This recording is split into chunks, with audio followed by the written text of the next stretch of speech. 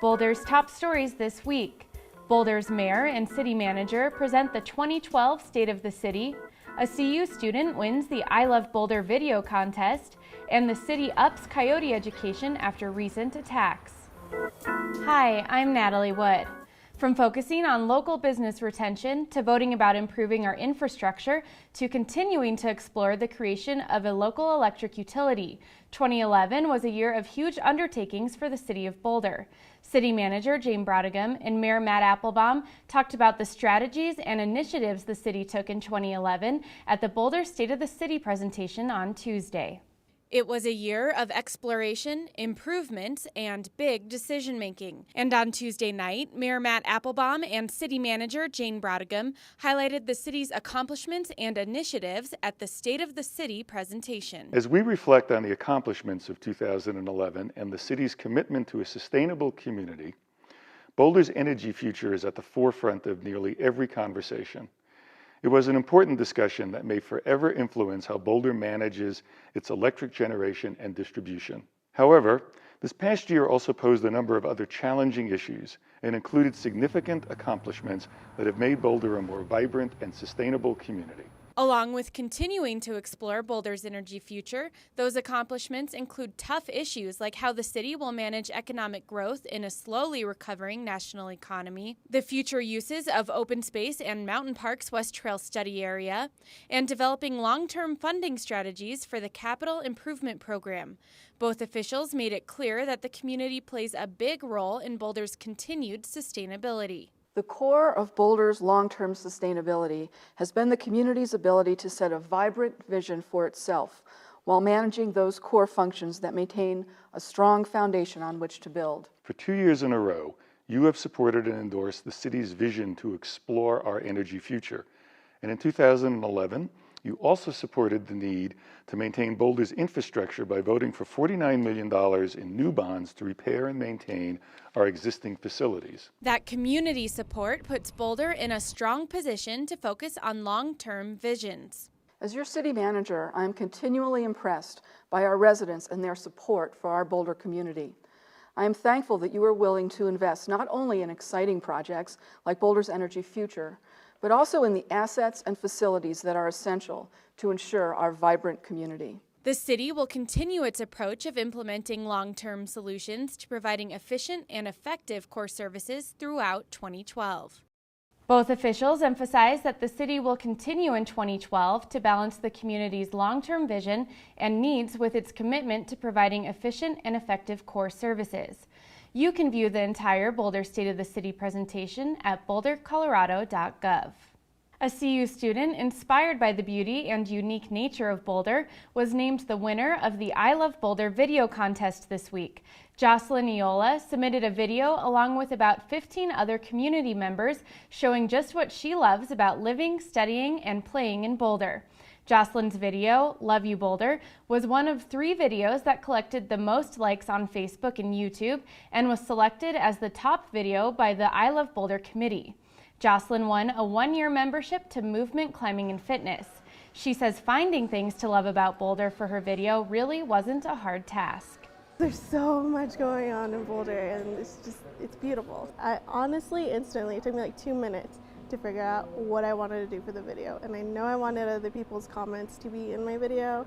And Panorama Point's one of my favorite places in Boulder, so that was like the first place that I thought of. And so I just, from there, I just kept thinking of all the other places that I love and I spend a lot of time in. And I just put that in the video. Jocelyn says she's excited to get into rock climbing and yoga this year at Movement Climbing and Fitness. You can watch Jocelyn's video at the I Love Boulder YouTube channel, along with all other submissions. The I Love Boulder campaign was created 1 year ago as a citywide and community project to celebrate the cultural and unconventional characteristics of Boulder life, work, and play. You can find out more about the campaign at loveboulder.org. Boulder Open Space staff is stepping up educational efforts after reports of aggressive behavior from coyotes towards bike path users. 2 joggers have been bitten in the past 2 months while attempting to jog past a coyote on the bike path at 55th and Pearl Parkway. The joggers were treated and did not suffer serious injuries. Officials say that coyote-human conflicts are on the increase throughout the Denver metro area. Just 5 years ago, there would usually be just 1 coyote on human bite a year.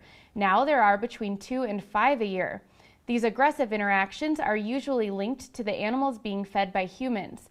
It is important to help keep wild animals wild by not feeding them or approaching them and maintaining a safe distance. I met up with the city's urban wildlife coordinator, Valerie Matheson, at 55th and Pearl, the spot where 3 incidents of aggressive coyote behavior have been reported in the past 6 months. She explains why it seems coyote-human interactions are increasing in our area and what the community can do to prevent conflicts. And I can't speak to exactly what is happening at this site. Why did that coyote bite the jogger? But what I can say, and in other areas, they found when coyotes get habituated to people and are willing to get closer and closer, they have been fed. So that's one possibility that we're wondering about that might be happening in this area as we've seen these aggressive approaches toward people over the past 6 months. Something really important in avoiding an aggressive interaction with a coyote is one, remembering that they're a wild creature. So if you're jogging or you're biking and you're seeing a coyote on the path, give it space. Don't continue on your trajectory toward it, as it might be perceived as a threat to that animal and cause it to latch out. So one is really give it space. The other is make some noise and try and get it to move away. Make yourself big or throw a rock or try and let it know that it shouldn't be comfortable around people. Matheson also wants to remind the community that coyotes perceive pets as prey. She suggests not letting cats leave the house and keeping dogs on a 6-foot leash for their protection. Residents are encouraged to report any aggressive coyote behavior to the Boulder Police Department. It's going to be a cold Saturday for Boulder police employees participating in the annual Law Enforcement Torch Run Polar Plunge. Local police, along with their friends and family, are taking the plunge into Boulder Reservoir to show their continued support for Special Olympics Colorado on February 18th. You can show your support for the 11,000 Colorado Special Olympic athletes as well by plunging with our Boulder police team. But if staying warm is more your thing, you can still be a part of the wacky excitement and support the plungers by registering as a chicken coop participant or by donating to the fundraiser. Your registration or donation will go far to ensure that Colorado's Special Olympics athletes have the opportunity to realize their potential and experience the joys and challenges of athletic competition. Remember that costumes and themes are encouraged at the event. There will be an after-plunge celebration at the Lazy Dog. That's all the time we have for this week. You can connect with Inside Boulder News on Facebook by submitting news tips and questions. Just search for City of Boulder Channel 8. I'm Natalie Wood. Stick around for more Inside Boulder next.